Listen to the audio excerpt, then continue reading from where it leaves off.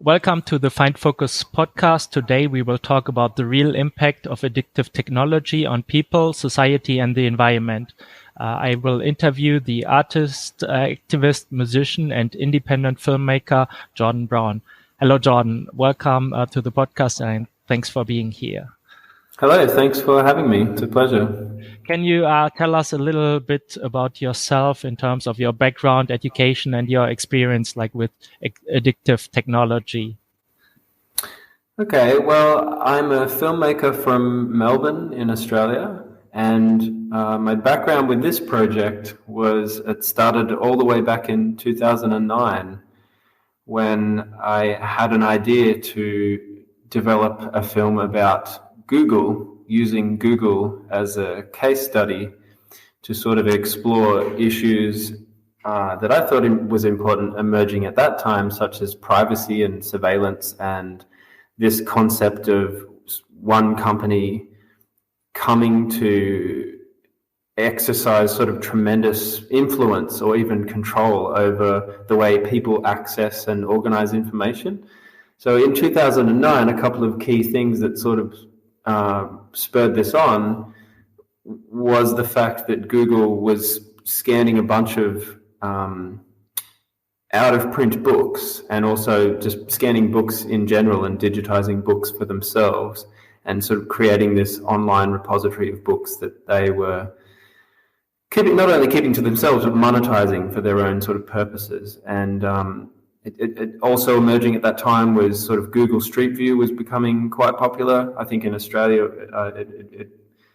there was a bunch of scandals happening at that time that emerged later. But around 2009, it was sort of the early days of Google Street View, and stories were coming out around that time, maybe a few years later, I can't remember now, but where we had the Street View car sort of driving around neighborhoods and photographing people's houses and uploading that on the internet. And it was sort of an opt-out system. Like if you didn't want that to happen, you had to say no, as opposed to the other way around.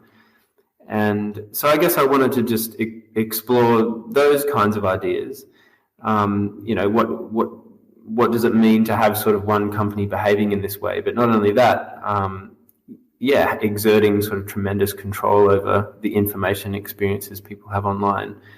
And so I went off to do a bunch of interviews to sort of create a short film around that. And I ended up getting bowled over. I was very, as you can imagine, the themes of addiction was sort of being thrown around. It definitely wasn't as bad as it is now, but it was something sort of emerging on the horizon. People were talking about, artificial intelligence and machine learning and the way that algorithms were sort of emerging to mediate people's information experiences, and personalization of experience was sort of becoming a big thing around then, 2009, 2010.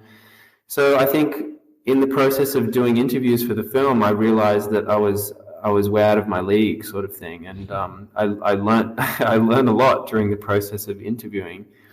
And so I went away and had a 2-year break and just read some more books and did a lot more research and then decided to do a film many years later, sort of branching out, not just exploring Google, but exploring other companies as well, and not just sort of companies to do with the internet, but just digital technology in and of itself. So computers and the origin of computing and the origins of the internet, where that came from, which has a history with the military. The first computer was developed by the military, and same with the internet. The internet was a tool devised in the Cold War as part of the sort of Pentagon research lab.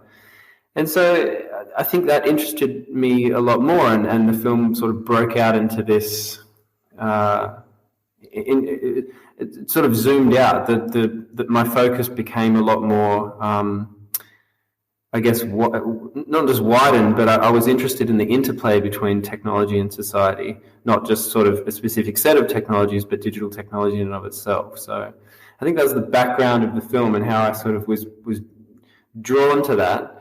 But I guess in a sad way, a lot of things have sort of taken a turn from the worst, even from then, and even since finishing the film, actually, with things like the Cambridge Analytica scandal. And it's just, we live in a really crazy time with this techno culture. So yeah, I mean, the film found me in those circumstances, I guess.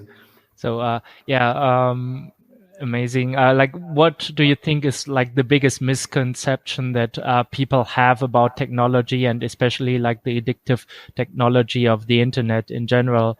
Like, how do you believe that hurts us? Yeah, that's a really good question. I mean, it would be hard to say what the biggest myth is, because I think there are so many and they're so layered.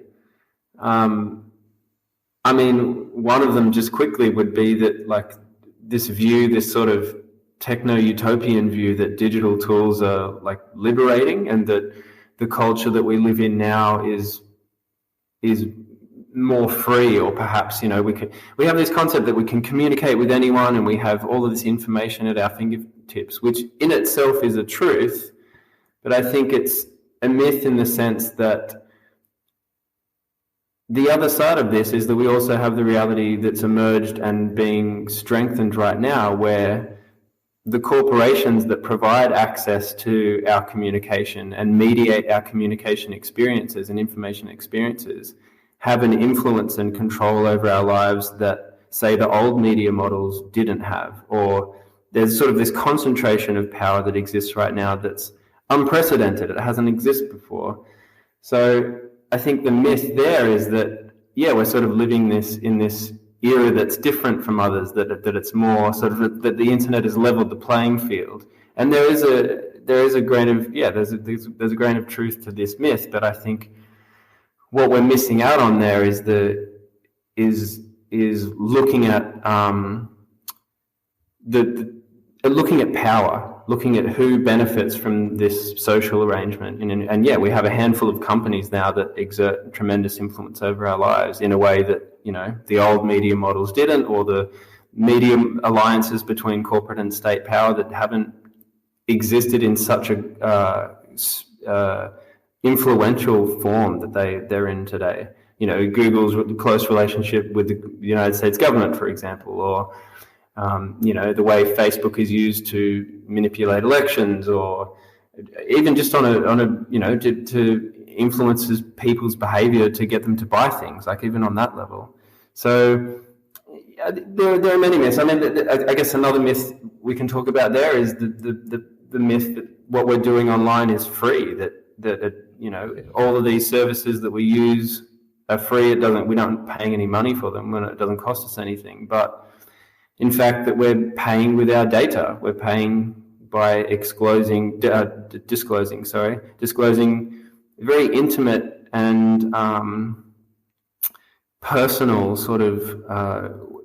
We're revealing of ourselves in a very intimate and personal way to these companies, and that's the price that we pay. That data, everything we do online creates a digital trail, and those huge amounts of data are being used to commodify our relationships, for one thing, or just to monetize our social networks and to sell us advertising, and so we become the product in the end, and the information about ourselves and the way that these companies really intimately know us are used to generate huge profits for them. So yeah, the myth that this is free is probably one that's very pertinent. Maybe another is that we're in control. We feel like we're in control. We feel like we're in control of. We have a smartphone where we feel like, or maybe we don't feel like we're in control. I don't know. I mean, maybe some people feel like their phone owns them, or it goes the other way around. I don't know. It's so crazy at the moment, So, what kind of measures have you taken, like personally, after you become aware of all these issues? Like, how do you use technology? How do you use like a smartphone? Do you even have a smartphone or something like that, or your computer, like to protect your privacy and to be in control? Because I assume you want to be in control. Yeah, well, I mean, one of these things that has come about is I don't have a smartphone, and I haven't actually had a mobile phone for probably close to 10 years now. And I mean, I wish there was some kind of grand, like, story to this, but it was really just it was a facility for me. I was traveling at the time, and 10 years ago, the roaming fees to sort of take a phone with you overseas were just extravagant. And I was like, oh, okay, I'm just going to leave my phone behind. And so I left it in Australia and traveled around for 4 or 5 months, something like that, and really enjoyed the experience of not being tethered to some kind of device. And even though it was just like I had some kind of Nokia brick phone that was, it was quite annoying in and of itself. It just felt nice to not be, not to feel that you had to reply to someone's text message, or you could have a moment and not be interrupted by a phone call or something like that. I think I just really enjoyed the experience of not being tethered to something. So when I got back to Australia, I just decided to not pick it up again, and I haven't had a phone since then. So, and I guess a lot has changed since then. 2007 was around the time that smartphones really started to pick up. And so, I guess the sort of technological world has changed a lot. A lot of my friends started getting iPhones and things like that. So that's an experience that I've never really had. I've never had a smartphone. I don't know how to relate to that. But obviously, I use email. I have a laptop. I travel with a laptop. So, technology is still part of my life, like it is with everybody. I'm not a total Luddite yet. But to deal with, see, even that, even pings from my email, I think that has me tethered in a very in a way that I don't like, perhaps. There's something to be dealt with there, in that I feel that because email is all I have left, in a sense, to sort of email people on the go, or that's my only that's the last in I have to this sort of digital world. I feel like it, in some ways, its grip over me in that sense is something to be dealt with and measured. Because there are times where I feel like I'm just sitting at my computer all day catching up on emails, just because that's the only way I can talk to people now. And that's a problem, so that's not so great. And obviously, when I'm trying to write something, or I'm working on a script or something like that, you're sitting in front of a computer, you're trying not to be influenced by looking something up online. We've all had that experience, haven't we? We're meant to be doing work, and we jump on Wikipedia or something. It's like, oh, what does this word mean? And then you end up clicking along this sort of trail and going down some rabbit hole, and you're like, how did I get here?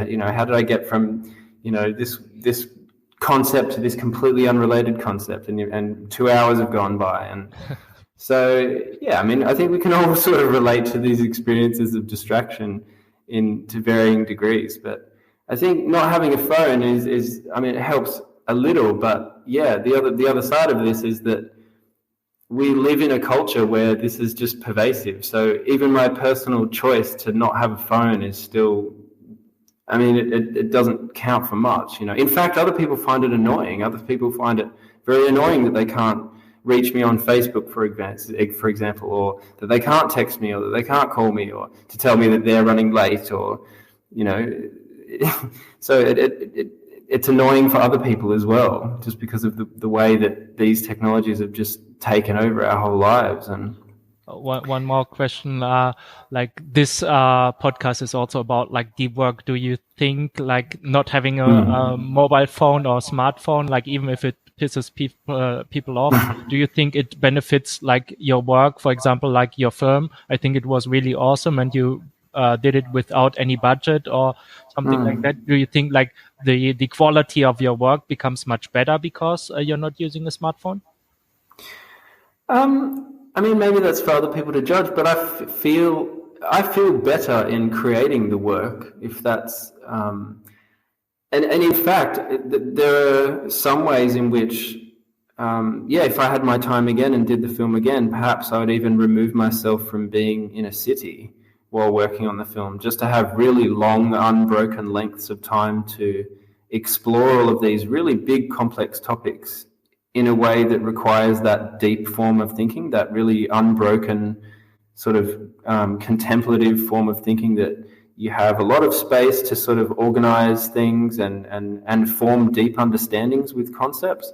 I think it's very helpful, not to have interruptions from a phone to do that, and also to bring the sort of analysis that I brought to the film from having a really contemplative space to think about things. But so I guess it really did help. It really did help to not to have as little distractions and as little sort of technological interruptions as possible. And maybe even being somewhere where, like, being connected, not having an internet connection would have sped up the process. I could have done like post-production in probably twice, half the amount of time, if I wasn't getting distracted by the internet or replying to emails, for example. I could just be like, hey, hello world, I'm going to be away for 2 months. And, in fact, I did that a couple of times, but, obviously you have to pay your bills, or you have to, organize your work or something. You can't completely unplug, which is a shame. Do you think, like, when you were traveling, like, I never could convince myself to leave my smartphone at home, or like even just take a dumb phone when I was traveling, like, throughout Europe? Like, do you think like that enhanced your experience? Like, because like I think like today, people would consider you actually brave for doing that, even though like we're not living in any risky places or something. I really liked it. I really liked the experience, because you get lost, and you sort of looking for cues in your environment. You're trying to find your way. I think you come to know a place differently if you're not constantly taking cues from your device. People ask me that. How do you get around if you don't have a map? It was sort of more being forced to learn a little bit of the language and maybe embarrassingly talk to someone. And how quaint does that sound these days? Where you have to ask someone or talk to somebody. It's just the first thing we think about now is you just look up directions on Google or something. So in a way, I found it really just personally. I found it very. It made being somewhere where you've never been before really vivid. It was, you've never been here before, you're completely lost, you don't know where you're going, and it led to adventures that perhaps maybe I wouldn't have otherwise had if I'd just had an easy answer that came from my pocket oracle. So I don't know if it's brave, but I think it's just a different experience, and I think I value that kind of experience as to one that's sort of mediated by technology. And I think what I'm trying to do with my film is really make people aware that that experience still exists for us, and that other experience can be more rewarding and more I want to say more real, in a sense, because you're looking up, you're engaging with physical reality, you're forming relationships with people. You're not sort of having this isolated, atomized internal experience through your phone. It's almost like it's just a different experience. There's one that's very insular and very mediated by technology, as opposed to one that's not. Have you had any friends or people you met on your travels, like where you shared your experience and maybe they tried it as well and shared their experience with you somehow? Or do you have any stories about that?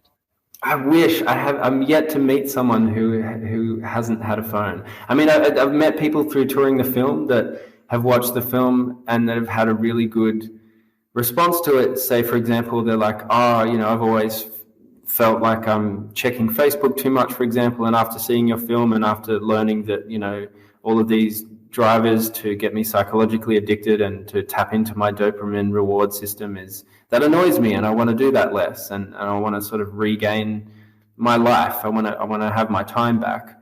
So I've met people that have had that sort of response, or that, I've told them that I hadn't had a phone, and they're kind of like, wow, that's really, it's sort of, it weighs on them somehow. But I'm yet to meet someone else that's given it up to the same extent, I guess. I haven't met anyone else who hasn't had a phone yet, apart from my cousin who's back in Australia. He doesn't have a phone for a while as well. But apart from us two, that's the only people that I know, which is a bit sad, I guess, really.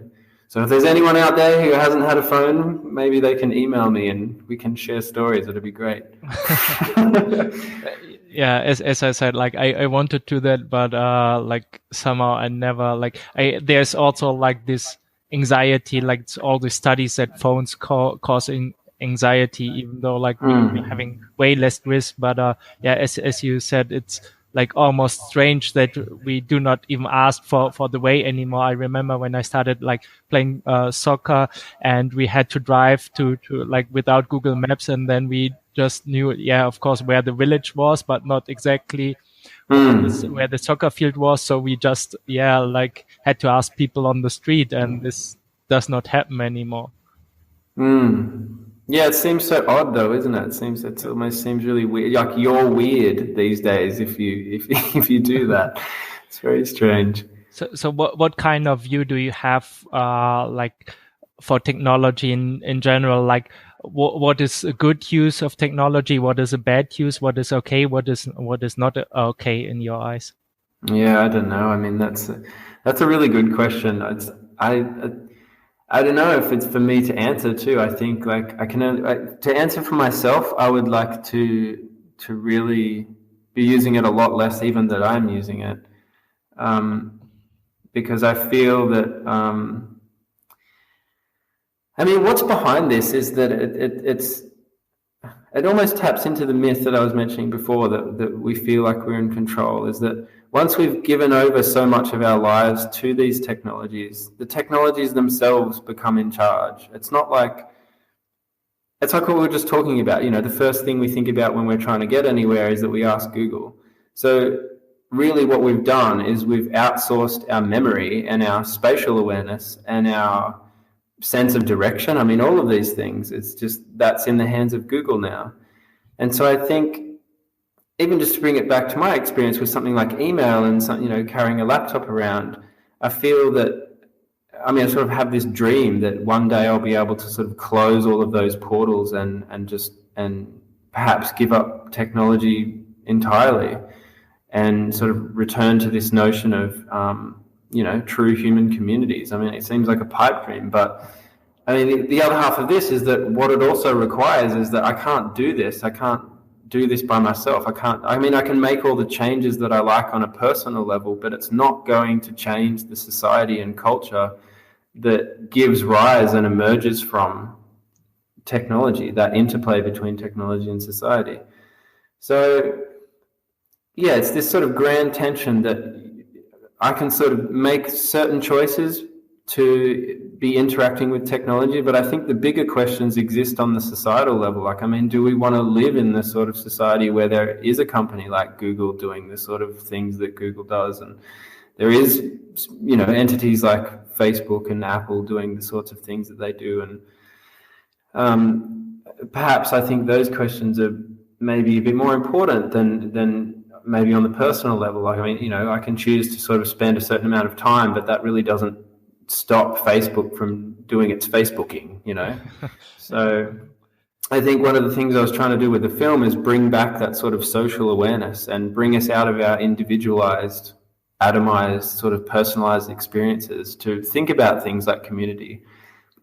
And even that simple thing of like asking people for directions. I mean, it's not really forming a deep human relationship with someone, but I mean, at least it's bringing back something that's been lost, And so perhaps I'd like to see that on a grander social scale of, the really returning to communities and political organizing that's effective to change the society and culture that we live in, where we have, where we take back all of those things that we've given away.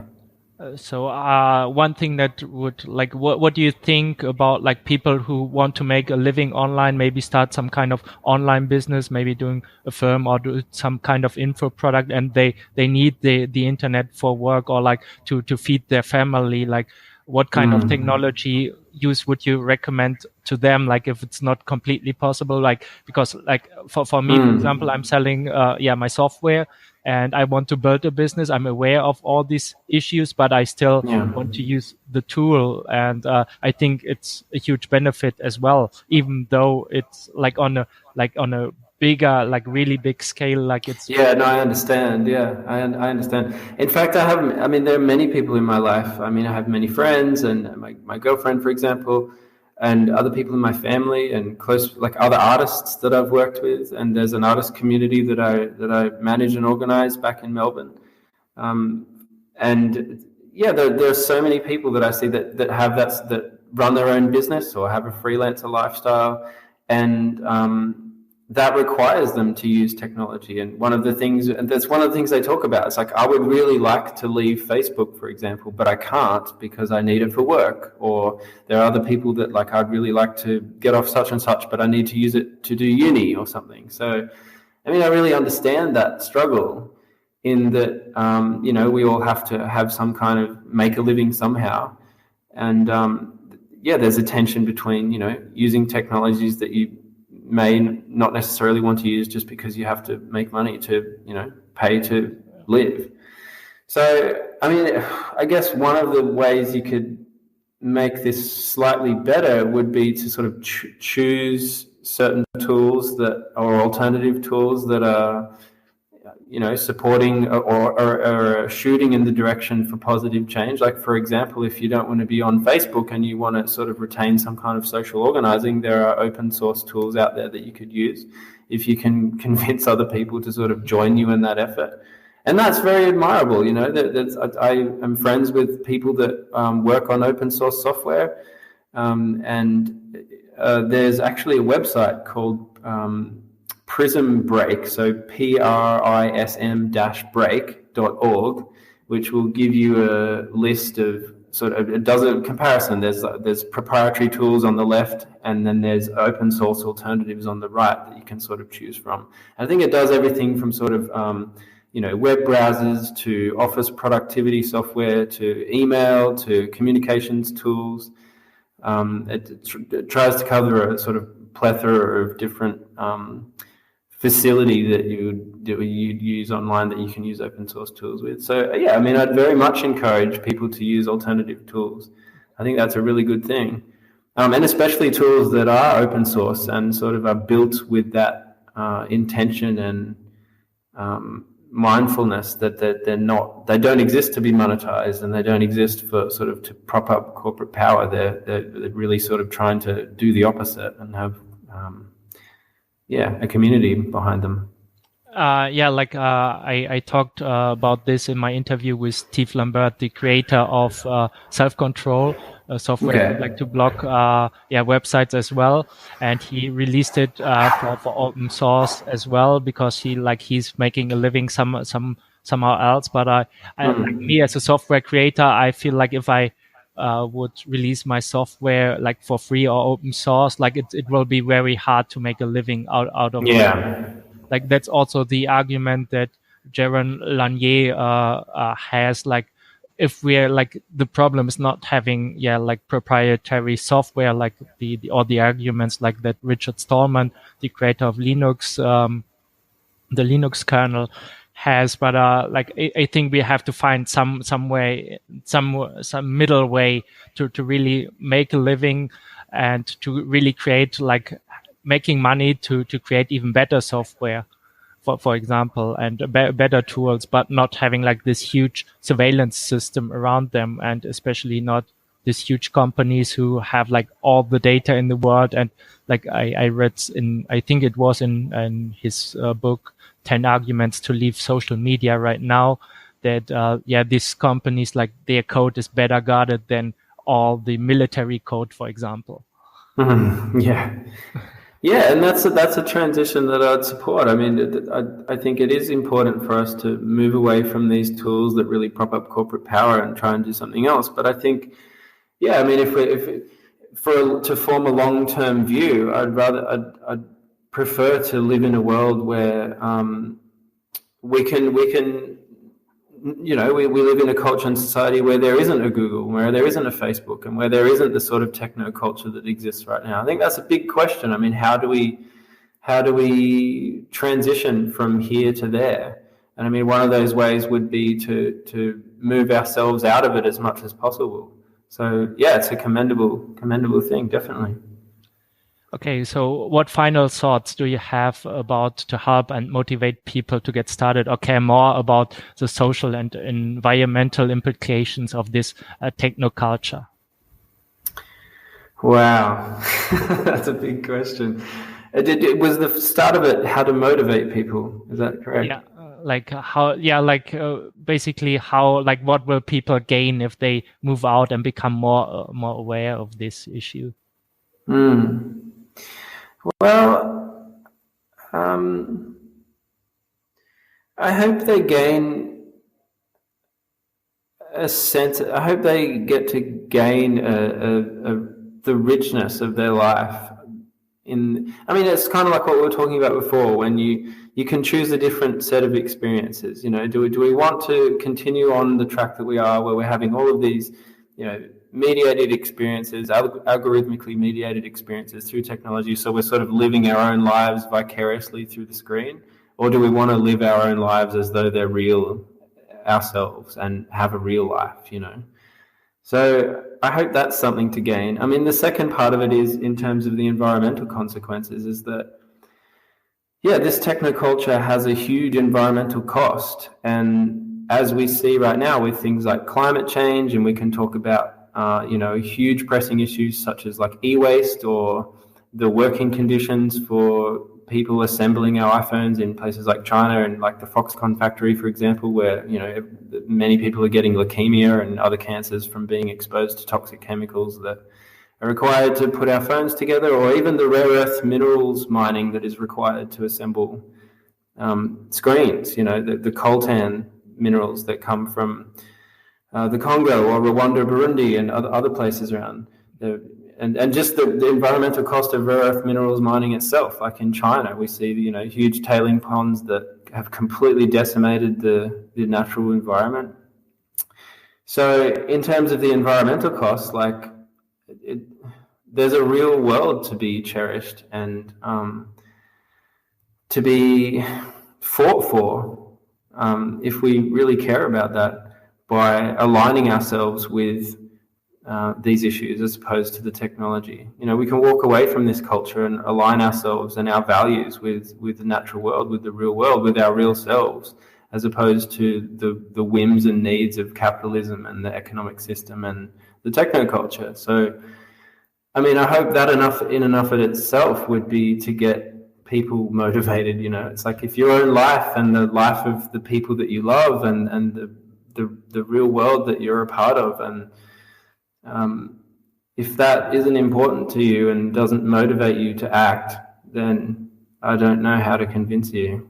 So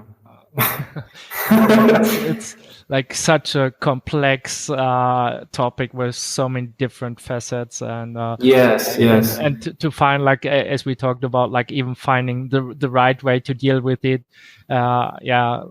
for in our personal lives is so difficult, and everybody has to make his own decision what's right for him, and it's difficult. Like, if this I really like the part of your film where you actually filmed people with a camera and just filmed their reaction, and afterwards the interviews where it says, like, it's we get oblivious about the surveillance system that are around us all the time. So, yes. I should say that wasn't me. That was this person called Surveillance Cameraman, which is great. I love that section of the film myself too, because that's another myth that we can tap into, is that it's a line we hear all the time in response to these powerful companies having that sort of surveillance apparatus, is that if I have nothing to hide, I have nothing to fear.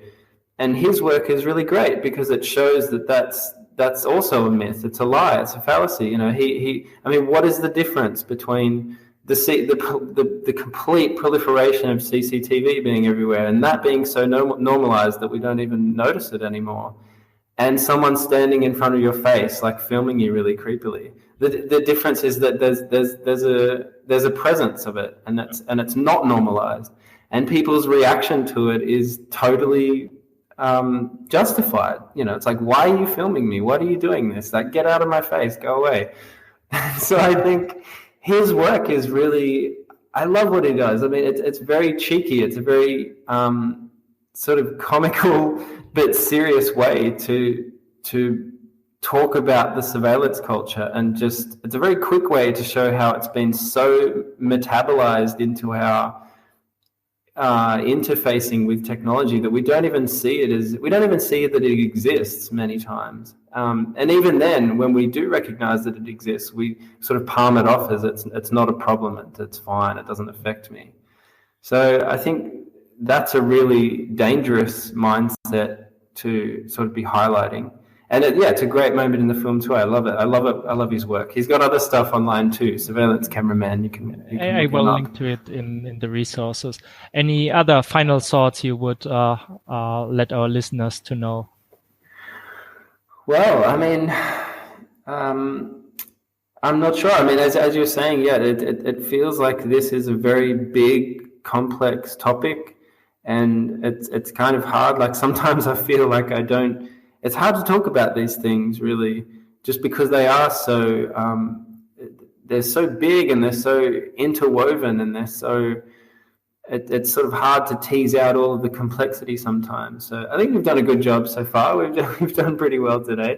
But I feel like, I mean, maybe in closing, it's like I've put this film out online for free. It's something that I would like to see other people use as a tool and resource for sort of critical thinking, and to reflect on just not their own sort of definitely their own usage of technology and their own perceptions and understanding of technology, but also the larger social scale, I think, is very important to be thinking about and acting on right now. So I'd like to see the film be used as a tool for activism and for change, and just as a resource in that sense. Okay. So how can people find out more about you, and where can they find out or check out your film? Yes, I have a website. It's called jore.cc, and you can watch the film online there for free, or if you search for it, using the search engine of your choice. You can look for Stare Into the Lights, My Pretties, and I'm sure you can find it online. It's on many places online, the Internet Archive being one of them. You can find it there. And Yeah, thank you very much, John, for the interview, and it was a pleasure to have you here on the podcast. Thank you, and thank you very much for your work and what you're doing. It's great, and thanks for having me on. It was a pleasure.